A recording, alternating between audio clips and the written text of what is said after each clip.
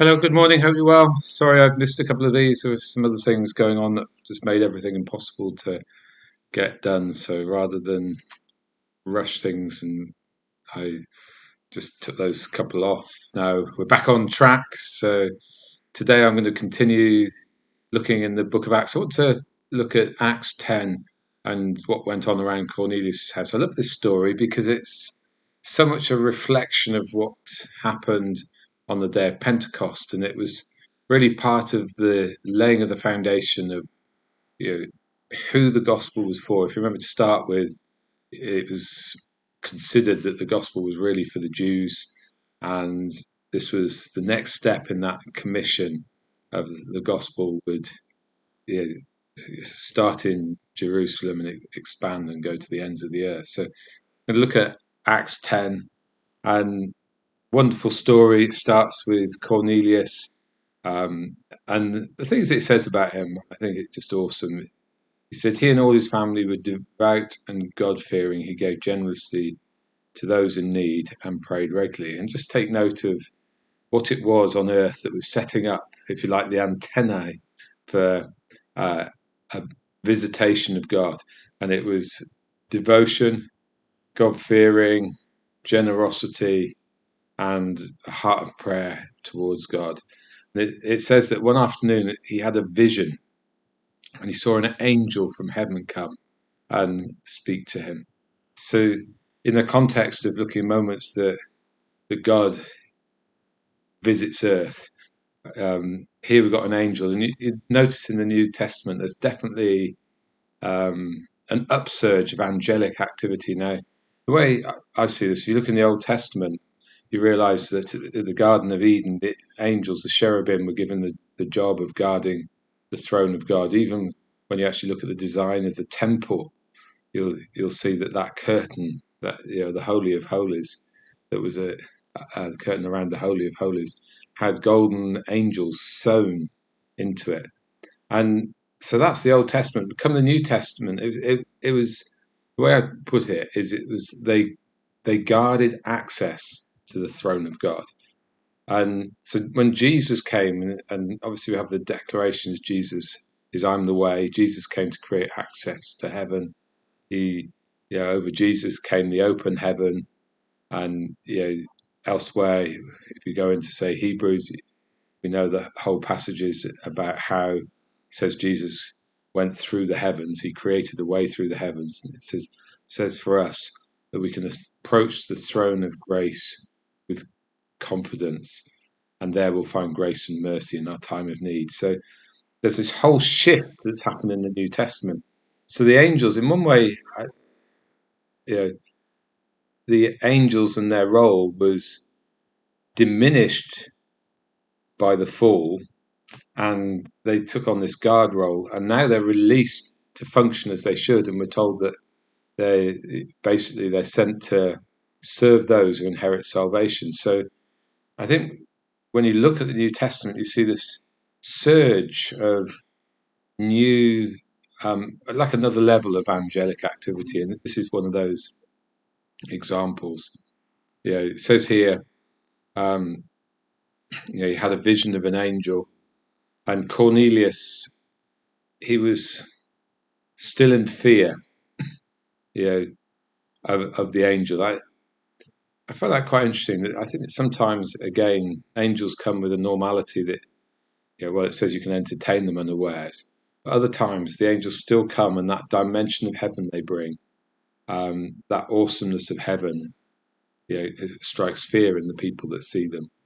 And he says, "What is it, Lord?" And this is the key thing here from Cornelius' side. Your prayers and your gifts to the poor have come up as a memorial offering before God. It's like, whoa, God has opened the door here, and it does it through the angels. And he's told to send people to Joppa to bring back a man called Simon, who's also called Peter.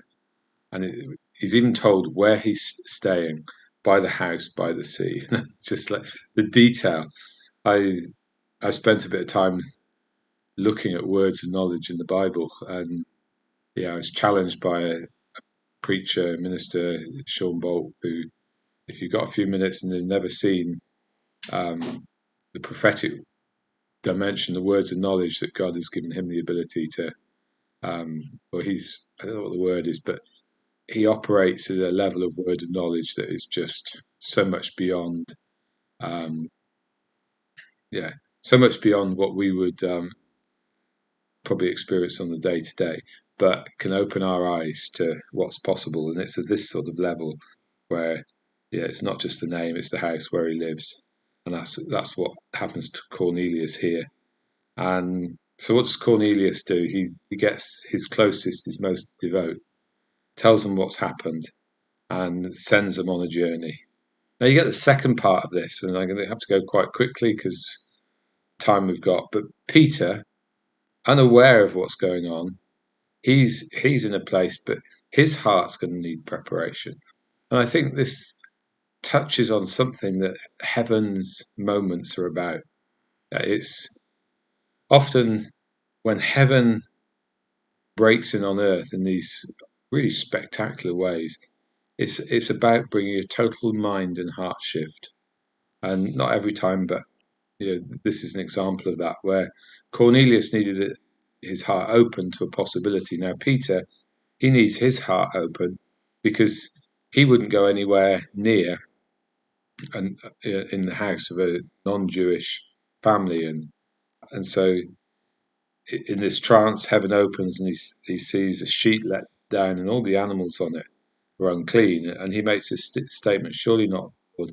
I've never eaten anything impure or unclean." He's set himself apart, and God's bringing this shift by this supernatural vision. Do not call anything impure that God has made clean. He said it happened 3 times. And Peter's left wondering, what on earth was this? Am I just hungry? What's God doing?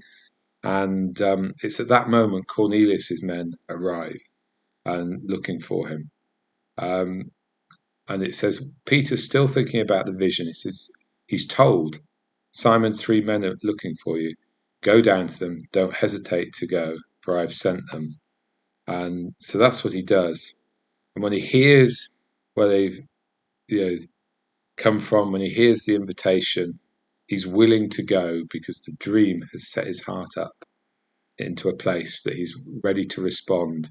Whereas otherwise he wouldn't have had the basis. He wouldn't have had that revelation. He wouldn't have had that understanding to know that the gospel that he carries isn't limited just to the Jews, but it's okay, to head to the Gentiles. We see in this total setup that's going on here, Holy Spirit setup, a God setup. It says, Peter, he arrives at Cornelius' house. Cornelius has gathered all his friends, all his relatives, and Cornelius has this awe that in the moment he focuses on Peter, but Peter's like, don't bow down to me. I'm only a human being like you are. And Peter makes this statement: you are well aware it's against our law for a Jew to associate with or visit a Gentile, but God has shown me that I shall not call anyone impure or unclean. You see the shift going on. So he said, I came without objection. And he explains what was going on and explains the vision. And he hears Cornelius' story. And while he's watching, I need to find this bit. So he starts to explain to them what's going on and what had happened, and the Gospels for them. It says, while he's still speaking these words, the Holy Spirit came on all who heard the message, and they realized that the gift, I like the way it's put, the gift of the Holy Spirit has been poured out even on the Gentiles. This is how they knew, speaking in tongues and praising God. So he ordered them, says, you need to get baptized. In this amazing, amazing story of heaven invading earth, what's God's aim is to bring an expansion of the gospel, something that, as those among the non-Jewish community benefit from today, that the gospel wasn't limited, but it was made to go to the ends of the earth. If you get a few minutes, take a good read of that story. It's uplifting. It's wonderful. It's challenging. Put yourself in, yeah, Peter's head for a moment. Just think what he faced as he had to bring a shift to embrace the fullness of what God has. And it can so often be the same for us that we have to internally shift because something that God does, the way He does it, doesn't fit our theology. And that becomes a wall that blocks us in. And we need to throw those things off and embrace God in this way. Bless you. Thank you for being with me. I'm back again on Tuesday. Bye for now.